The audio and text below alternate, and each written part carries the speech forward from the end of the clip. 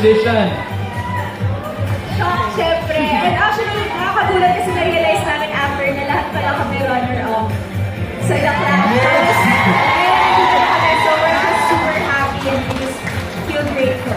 Yes, and sobrang unexpected yung feeling na we were able to compete again, and this time naman we're going to represent the Philippines.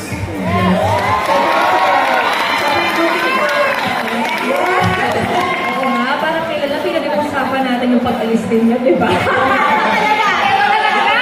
Oo, dahil nanalo sila Arabel, Garrett, at Thea will represent the Philippines sa kauna-unahang World Cup na gagawin sa Korea lang naman!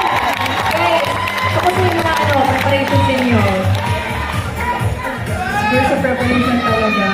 Since international na Philippines represent namin, talagang bibigay ko na talaga namin ito.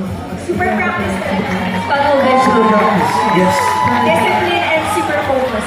So happy for you guys. Grabe. We're all praying for your journey and your success. Siyempre, pinapagdasal namin ang inyong kalusugan at ang inyong wisdom and overall energy para sa competition na ito.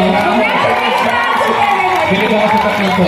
Destiny na ito eh. Morena version. Ayun na! Ituloy na natin ang sound trip na pawis na Pinoy talaga.